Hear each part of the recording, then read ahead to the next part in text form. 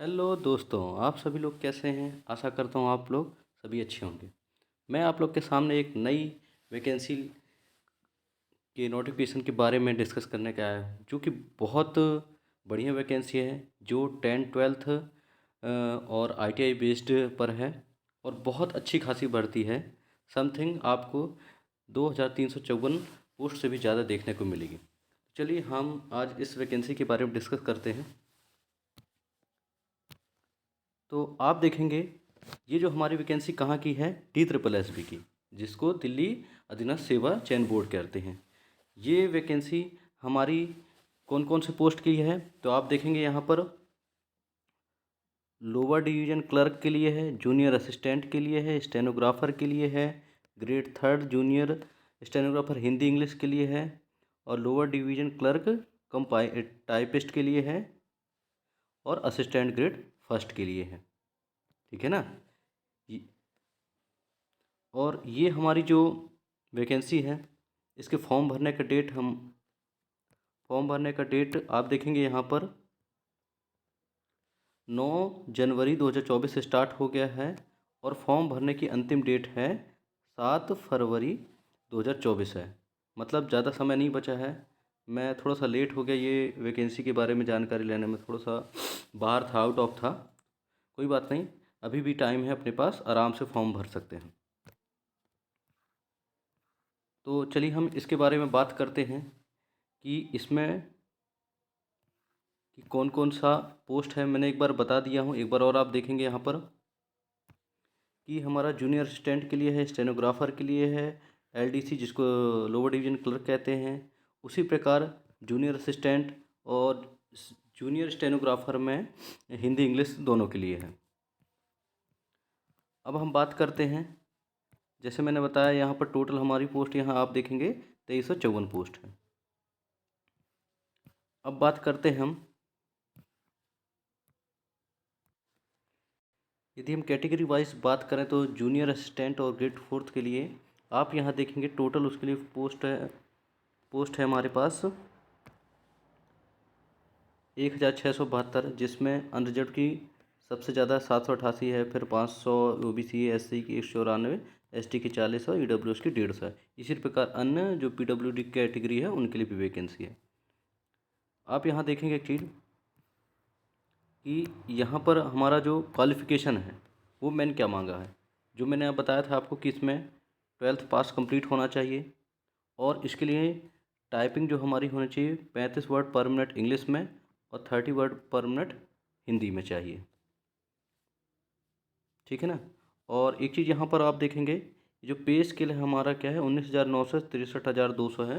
मतलब आपको मान के चलिए स्टार्टिंग सैलरी जो आपकी बनेगी 30,000 इन हैंड आपको मिलेगी। और बाकी आप जानते हैं गवर्नमेंट जॉब है तो ढेर सारे अलाउंसेस वगैरह मिलते हैं।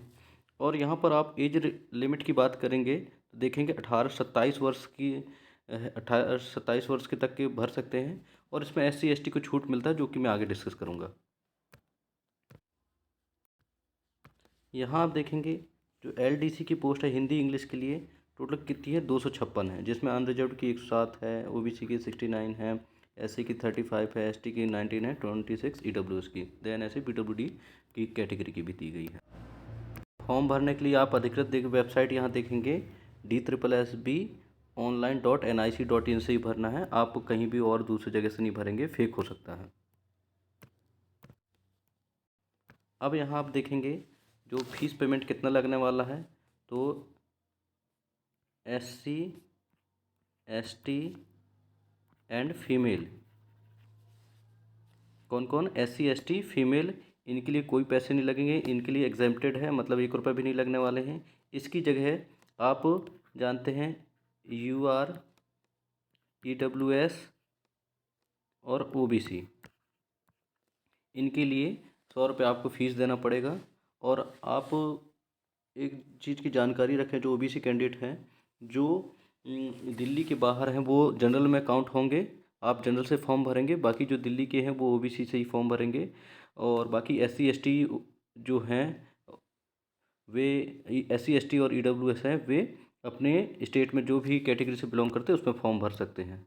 आपके पास उसके लिए वैलिड कास्ट सर्टिफिकेट होना चाहिए।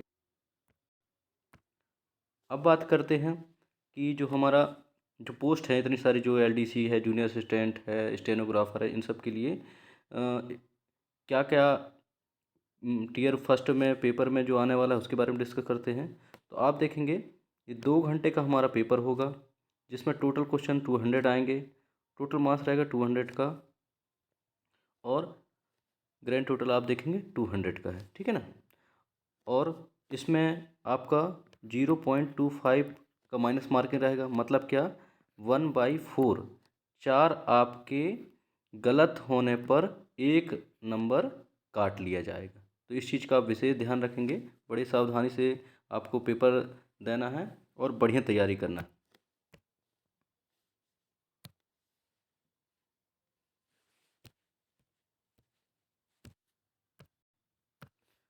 अब यहाँ आप देखेंगे कि इस एग्ज़ाम पैटर्न में क्या क्या है।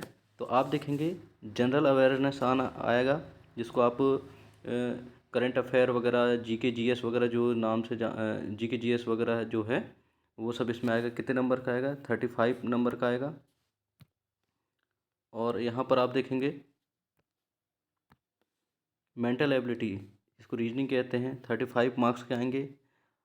न्यूमेरिक एबिलिटी एंड डाटा इंटरप्रेनेशन, ये आपके, इसको मैथ्स कहते हैं, तो ये भी 35 मार्क्स का आएगा।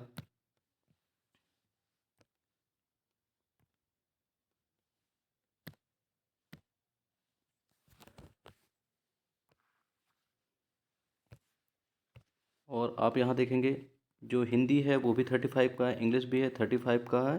Basic familiarity with computers, internet, social media and office automation, मतलब आपके कंप्यूटर्स में 25 नंबर का आएगा। मतलब आपके जो आपके जनरल अवेयरनेस हो गए, रीजनिंग हो गया, मैथ्स हो गया, और हिंदी इंग्लिश, ये सब 35-35 के आएंगे। सिर्फ कंप्यूटर आपके 25 के आएंगे, ठीक है ना।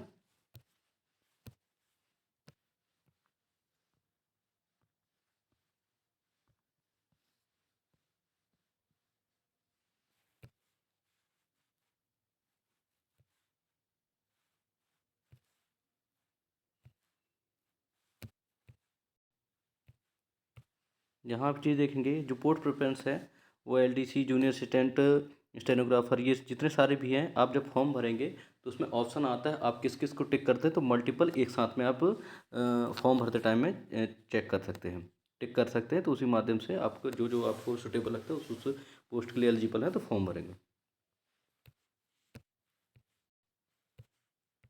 यहाँ आप देखेंगे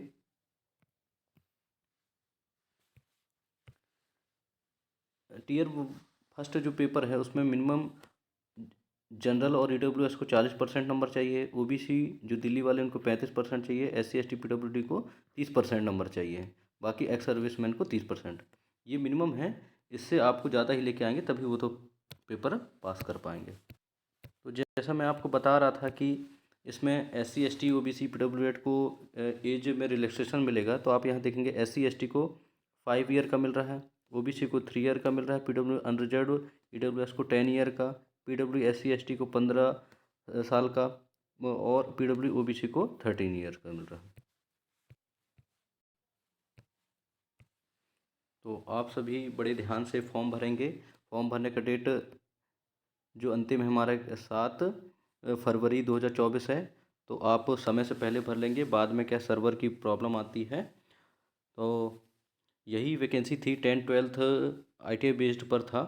तो स्टेनो वाले तो आप जानते हैं कि आईटीआई स्टेनो होता है, तो उसमें हिंदी इंग्लिश दोनों स्टेनो होता है। तो उसके माध्यम से ही आप फॉर्म भर सकते हैं। यदि स्टेनो आपका नहीं है हिंदी इंग्लिश में तो आप फॉर्म नहीं भर पाएंगे।